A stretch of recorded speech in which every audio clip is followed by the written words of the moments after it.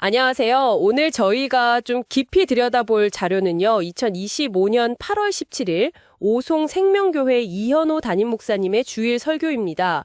시편 42편을 가지고 우울할 때 찬송으로 바꾸시는 하나님이라는 주제를 다루셨어요. 네, 요즘 우울증 문제가 워낙 심각하니까요. 맞아요. 2022년 통계 보니까 전체 환자가 벌써 100만 명이 넘었더라고요. 특히 20대 여성은 5년 사이에 110% 넘게 늘었다는 거 보고 진짜 좀 충격이었어요. 오, 심각하네요, 정말. 네. 그래서 오늘 이 설교가 어쩌면 여러분께도 중요한 질문을 던지지 않을까 싶어요. 사실 교회 안에서도 가끔 뭐랄까 우울증을 약간 믿음 부족으로 보는 그런 시선도 없지 않잖아요. 그렇죠. 바로 그 지점에서 이 설교가 좀 의미가 있는 것 같아요.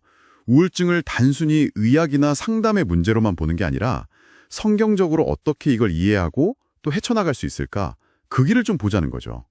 그냥 위로만 하는 게 아니고 구체적인 신앙적 접근법을 제시한다는 점이 좀 흥미로웠습니다. 설교에서 우선 딱 짚는 게 우울증 원인을 섣불리 판단하거나 정죄하면 안 된다는 거였어요.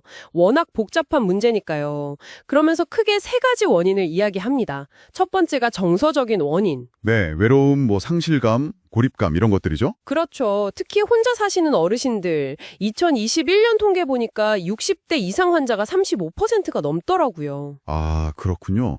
또 소중한 걸 잃었을 때, 가족이나 건강, 아니면 내가 잘하던 능력을 잃었을 때 또 크게 온다고 하죠. 시편 42편 3절에 내 하나님이 어디 있느냐 하는 그 말이 어쩌면 이런 단절감을 보여주는 것 같아요. 아, 네. 두 번째 원인으로는 영적인 취면을 들었어요. 죄 때문에 하나님하고 관계가 딱 끊어지고 또 해결 안 된 죄책감이 계속 이렇게 누를 때 그때도 우울감으로 갈 수 있다고요. 네, 가인이 내 죄벌이 너무 무겁습니다 했던 것처럼요. 근데 여기서 설교가 좀 중요한 걸 짚어줘요. 예전에 어떤 데서는 모든 우울증을 막 귀신 들렸다 이렇게 봤던 오류가 있었잖아요. 네네, 있었죠. 그걸 좀 경계하면서 분별해야 한다고 강조해요. 원인이 뭐든 간에 사탄은 그 약점을 이용해서 우리 감정이나 관계를 무너뜨리려고 한다는 거죠. 그런 인식은 필요하다. 그렇군요. 마지막 세 번째는 뇌의 화학적 불균형, 그러니까 기질적인 요인이에요. 네, 이 부분에 대해서는 전문가 도움이나 약물 치료의 필요성도 인정을 하더라고요. 맞아요. 감기 걸리면 감기약 먹듯이 필요하면 약 도움 받을 수 있다는 그런 열린 태도죠. 네, 중요한 건 이제 의학적 도움과 함께 신앙 안에서의 상담, 또 삶의 의미를 찾아가는 과정, 이걸 같이 해야 한다고 강조하고요. 어느 한쪽으로만 치우치지 않는 거죠. 아, 균형이 중요하군요. 원인 분석 다음에 제가 진짜 인상 깊었던 건 그 비유였어요. 감정의 파도에서 은혜의 파도로 옮겨 타야 한다. 네, 그 비유가 핵심이죠. 이게 그냥 긍정적으로 생각해라 이런 차원이 아닌 것 같더라고요. 그렇죠.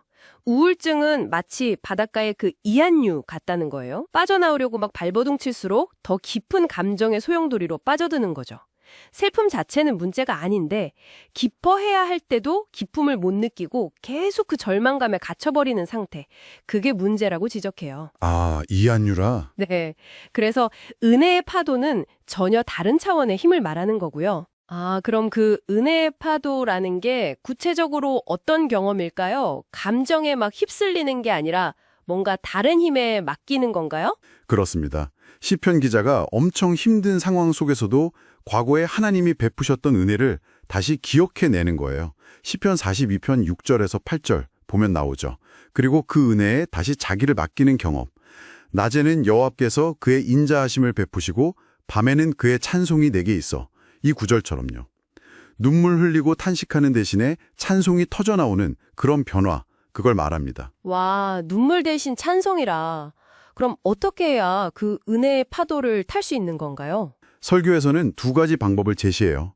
첫째는 포기하지 않는 거예요. 계속해서 의도적으로 하나님께 소망을 두고 부르짖는 용기.